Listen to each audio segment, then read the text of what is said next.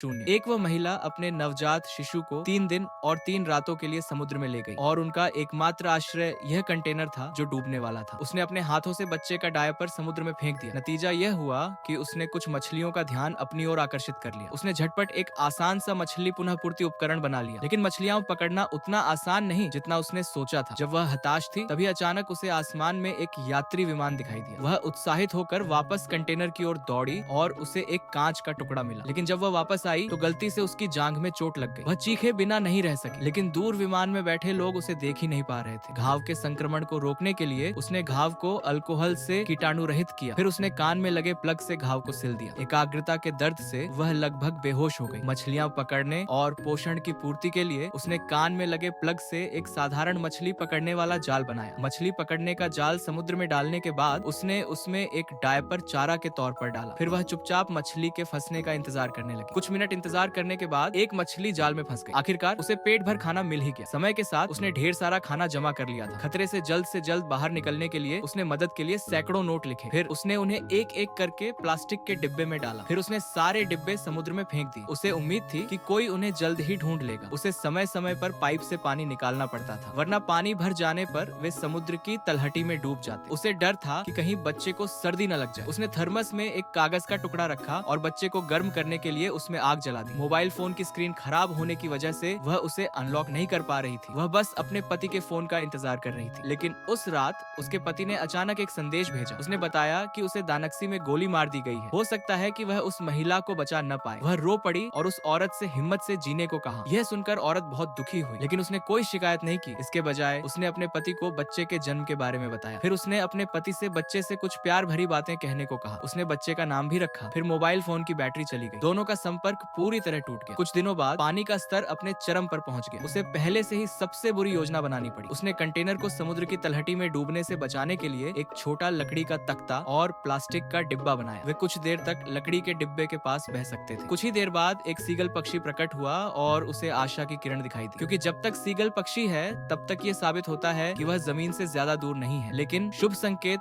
ज्यादा देर तक नहीं रहते। रात में छेद को बंद करने के लिए इस्तेमाल की गई सील पट्टी अचानक टूट गई। समुद्र का पानी तेजी से कंटेनर में बहने लगा। सील कंटेनर में रखा खाना ढूंढना चाहती थी, लेकिन वह रस्सी में उलझना नहीं चाहती थी, इसलिए उसे पानी में कूदकर रस्सी काटनी पड़ी। आखिरकार उसे बाहर निकलने में काफी समय लगा, लेकिन जब वह पानी से बाहर आया तो बच्चा कहीं बहकर जा चुका था। वह समुद्र में जोर से चिल्लाया, लेकिन वह सीगल का ध्यान अपनी ओर नहीं खींचना चाहता था। सीगल ने जानबूझकर बच्चे पर पानी छिड़क दिया। बच्चा चौंक गया और जोर से रोने लगा। महिला को बच्चे का स्थान भी पता चल गया। वह तेजी से तैरकर वहां पहुंची। सौभाग्य से बच्चा सुरक्षित था। सीगल भी पलटकर चला गया। इस तरह वे पूरी रात समुद्र में बहते रहे। महिला को एहसास हुआ कि उसने अपनी तरफ से पूरी कोशिश की थी। उसने बच्चे का हाथ पकड़ा और हिचकिचाते हुए कुछ कहा। सीगल को आते देख उसने बर्तन में रखी मछलियां निकाली और झट से सीगल के एक समूह को अपनी ओर आकर्षित कर लिया। संयोग से यह एक मछली पकड़ने वाली नाव है जो वहां से गुजर रही है। उन्होंने सीगल की असामान्यता देखी, इसलिए जल्दी से नाव वहां ले गए। फिर वे बच्चे को मछली पकड़ने वाली नाव पर ले गए। उन्होंने रस्सी से उस महिला को फिर से ढूंढ निकाला, लेकिन महिला पहले ही मर रही थी। सौभाग्य से दयालु मछुआरे ने हार नहीं मानी। कुछ देर की मशक्कत के बाद महिला को आखिरकार बचा लिया गया। एक ऐसी महिला की कल्पना करना मुश्किल है जो पूरे